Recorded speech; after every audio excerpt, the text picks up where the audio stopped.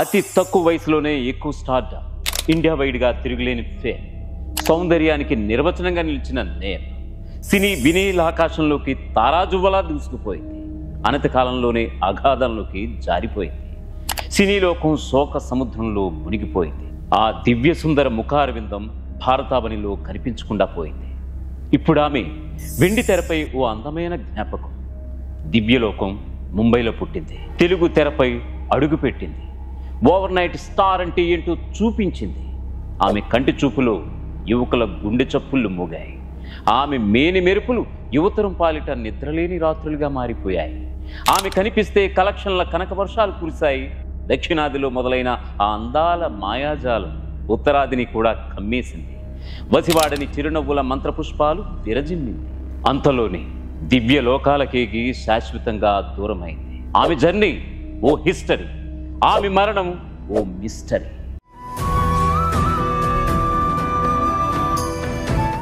1993 April 5 ముంబైలోని అంధేరి ప్రాంతంలోని ఓ అపార్ట్మెంట్కి designer నేతతో పాటు ఆమె భర్త శ్యామ్ కూడా వచ్చారు. అది దివ్యభారతి ఉంటున్న ఇల్లు. డ్రెస్సులు, డిజైన్ల గురించి ముగ్గురు మాట్లాడుకుంటున్నారు. ఆల్కహాల్ తీసుకుంటూనే మాటలు కూడా కొనసాగుతున్నాయి. వారికి కావలసిన పదార్థాలను పని మనిషి అమృత అందిస్తోంది. అలా వారితో మాట్లాడుకుంటూనే దివ్యభారతి బాల్కనీలోకి వెళ్ళింది. కొద్దిసేపటికి పెద్ద శబ్దం వినిపించింది. బాల్కనీలో దివ్య లేదు. కిందకు చూస్తే రక్తపు మడుగులో పడి కొన ఊపిరితో కొట్టుకుంటోంది. వెంటనే ఆసుపత్రికి తరలించారు. ఆ రాత్రి వేళలో అందాల రాశి అర్ధాంతరంగా తను చాలించింది. దివ్య చనిపోయిందన్న వార్త మరుసటి రోజు ఉదయం వార్తాపత్రికల్లో నెత్తురోడింది. 5వ అంతస్తులో ఉన్న బాల్కనీ నుంచి పడి దివ్యభారతి చనిపోయిందని ఆ వార్త సారాంశం. కానీ అది ఎలా జరిగిందో అన్న విషయంపై మాత్రం క్లారిటీ లేదు. పోస్ట్ మార్టం రిపోర్ట్లో దివ్య గుంట్లో ఆల్కహాల్ ఉన్నట్లుగా తేలింది. అయితే దివ్య ప్రమాదవశాత్తు జారిపడిందా లేక ఆత్మహత్య చేసుకుందా? ఒకవేళ ఎవరైనా ఆమెను కిందకి నెట్టేసి చంపేశారా? పోలీసులతో పాటు అందరికీ ఇలాంటి అనుమానాలే వచ్చాయి. పని మనిషి అమృతను సస్పెక్ట్ చేశారు. అయితే ఇక్కడ ట్విస్ట్ జరిగింది. దివ్యభారతి చనిపోయిన నెల రోజుల తర్వాత అమృత కూడా గుండెపోటుతో చనిపోయింది. ఆ దుర్ఘటన జరిగిన సమయంలో అక్కడే ఉన్న నీత, శ్యామ్ కూడా ఆమె ఎలా చనిపోయిందో క్లారిటీ ఇవ్వలేదు. భర్త సాజిద్ కూడా ఏమీ చెప్పలేకపోయాడు. అయితే పోలీస్ ఇంట్రాగేషన్లో వారు ఏం మాట్లాడారు అనేది ఇప్పటికీ ప్రపంచానికి తెలియనే తెలియదు. 19 ఏళ్ల వయసులోనే దివ్యభారతి తను చాలించింది. అప్పటికే నిర్మాత సాజిద్ నదియాడ్వాలాను పెళ్లి చేసుకుందని కొందరు అంటుంటారు. లేదు, వారిద్దరూ సహజీవనం చేస్తున్నారని చెప్పుకొచ్చిన వాళ్ళు ఉన్నారు. మొత్తానికి అంధేరి ప్రాంతంలో ఓ అపార్ట్మెంట్లో వారిద్దరూ ఉంటున్నారనేది మాత్రం నిజం. ఆ అపార్ట్మెంట్ 5వ అంతస్తులోంచే దివ్యభారతి కింద పడి చనిపోయింది. 1993 ఏప్రిల్ 5వ తారీఖు రాత్రి దివ్య కన్ను మూసింది. అంతకుముందు జస్ట్ 2 రోజుల క్రితమే ముంబైలోని ఓ ఖరీదైన అపార్ట్మెంట్ను కొనుగోలు చేసింది దివ్యభారతి. అది తన తల్లిదండ్రుల కోసం దివ్యభారతి కొన్న ఇల్లు. అతి చిన్న వయసులోనే స్టార్డమ్ వచ్చింది. అది చాలా కొద్ది మంది విషయంలోనే జరుగుతుంది. అయితే నిండా 20 ఏళ్ళు కూడా రాకముందే ఆమె ఎందుకు సాజిద్తో కలిసి జీవించింది? కెరీర్ పీక్స్లో ఉన్న టైంలో అంత చిన్న వయసులో ఓ హీరోయిన్ పెళ్లి చేసుకోవడం ఏమిటి? తల్లిదండ్రులు ఎలా ఒప్పుకున్నారు? అసలు దివ్యభారతికి సాజిద్ ఎందుకు దగ్గరయ్యాడు?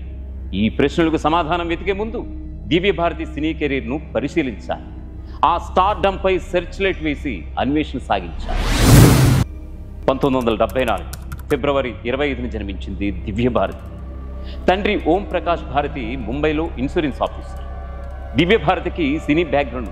నటి ఖైనాత్ అరోరా దివ్యభారతికి కజిన్. చిన్నతనంలోనే హిందీ, ఇంగ్లీష్, మరాఠీ భాషలు అనర్ఘలంగా మాట్లాడి బబ్లీగా ఉండే దివ్యకు సినిమా అవకాశాలు నడుచుకుంటూ వచ్చాయి. దివ్యభారతి అనే అందాల చందమామకి తెలుగు తెరపై హీరోయిన్గా కనిపించే ఛాన్స్ దొరికింది.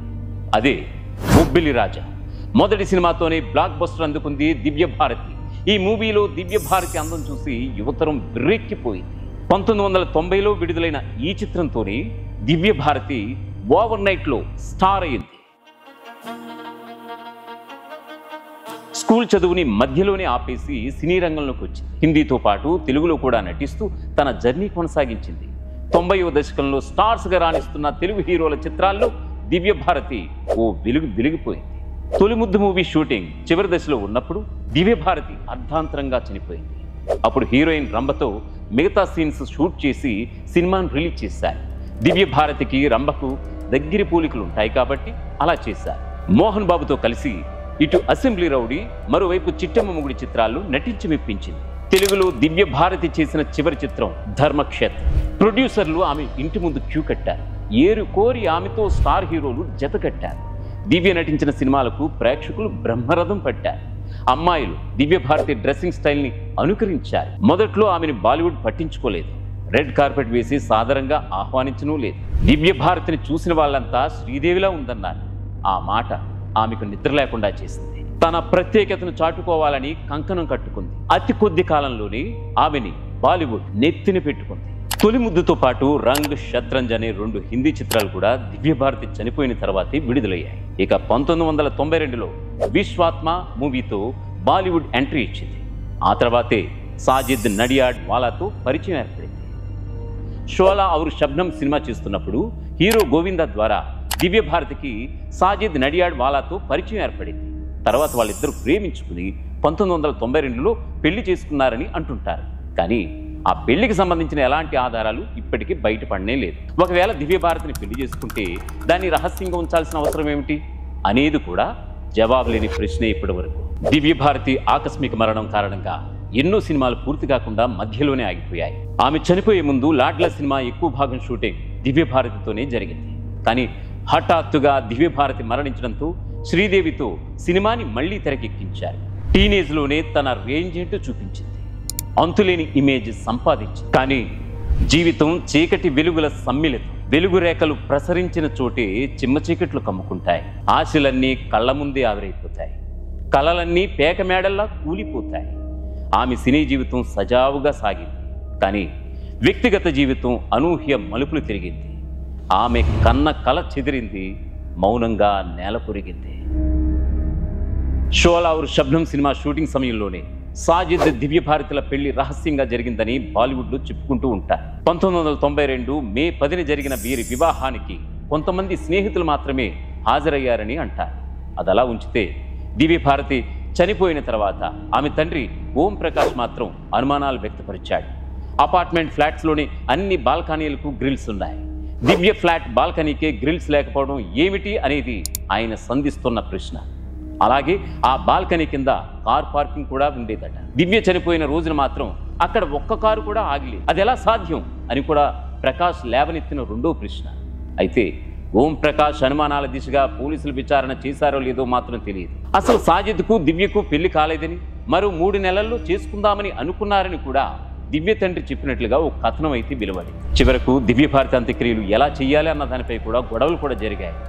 సాజిద్తో పెళ్లి తర్వాత ఆమె ముస్లిం మతం స్వీకరించిందని చెబుతారు. దీనికి రుజువులు లేకపోవడంతో చివరికి హిందూ సంప్రదాయంలోనే అంత్యక్రియలు జరిగాయి. సాజిద్ ప్రవర్తనపై అనుమానాలు రేకెత్తాయి. 5 ఏళ్ల పాటు విచారణ కొనసాగింది. కానీ ఏమీ తేలలేదు. కేసు క్లోజ్ చేశారు. అయితే లాంగ్ గ్యాప్ తీసుకుని కొన్ని సంవత్సరాల తర్వాత దివ్య భారతి తండ్రి చెప్పిన మాటలు మరిన్ని అనుమానాలకు దారితీశాయి. కొంతకాలం తర్వాత దివ్య భారతి మరణం పట్ల ఆమె తండ్రి స్పందించాడు. దివ్య మరణంపై ఎలాంటి అనుమానాలు లేవని చెప్పుకొచ్చాడు. బిల్డింగ్ పై నుంచి జారి పడిపోవడం వల్లే తన కూతురు చనిపోయిందని చెప్పుకొచ్చారు ఓం ప్రకాష్.